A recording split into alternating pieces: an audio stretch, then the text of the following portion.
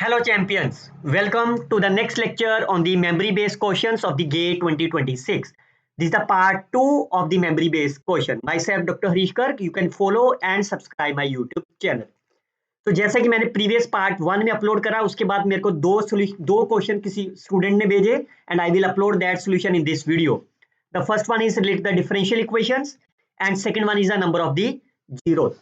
अगर आप भी मेरे साथ जुड़ना चाहते हो, you can scan and join my free WhatsApp group. Fine, it's always provide the free group. Fine, आपको क्या करना है, सिर्फ वीडियो को लाइक और चैनल को सब्सक्राइब करिए. आप इस वीडियो मेरे ग्रुप के साथ जुड़ जाएंगे. चलिए, पहली बात, जब भी आपने ये क्वेश्चन एग्जामिनेशन में देखा होगा तो आपका रिएक्शन डेफिनेटली 100% आपका रिएक्शन यही रहा होगा. क्यों रहा होगा?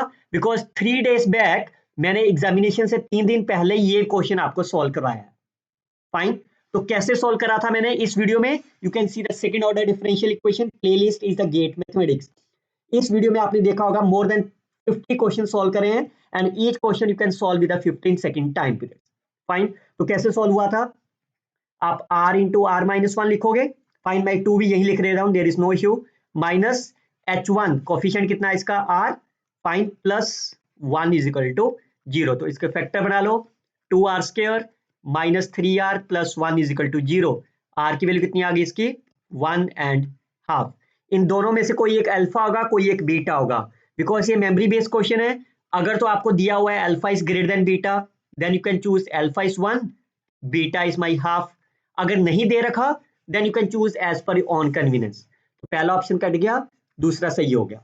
और इन दोनों का डिफरेंस कितना आ रहा है आपका? Difference is my half which is not belongs to the Z. Fourth option correct हो गया.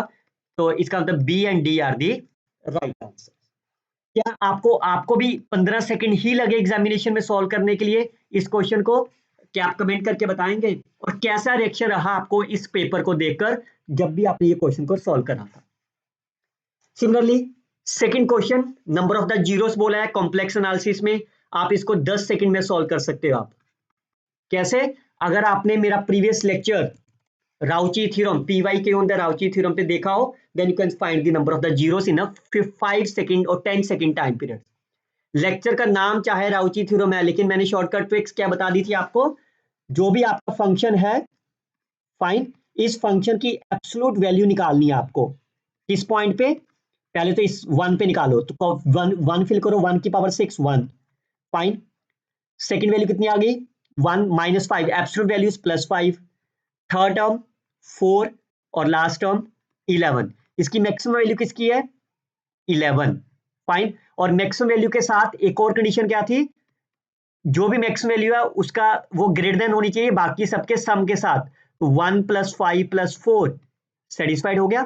तो ये 11 किसकी वजह से आया था? इसमें तो जेड लिखा ही नहीं हुआ. So the number of the zeros is my 0. 11 के अंदर जेड तो लिखा नहीं ना हुआ.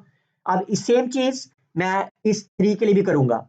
क्या आएगी इसकी वैल्यू? 3 की पावर 6, देन 3 की पावर 27 इंटू 5. So 7 5 35, 10 and 135. फाइन, 4 3 12 and 11. एंड क्लियरली से ये लार्जेस्ट वैल्यू आएगी and that is the greater than of the sum of this quantity. Fine, तो इसकी ये टर्म 3 की पावर 6 किसकी वजह से आई है?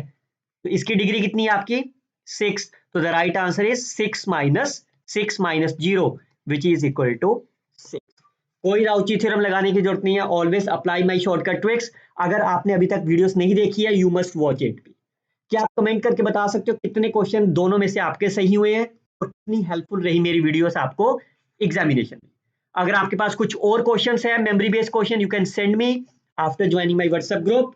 Free WhatsApp group you can share with the others as well. I hope you can share this video with your friends. You can like and comment on this video. Best of luck students. Happy learning always.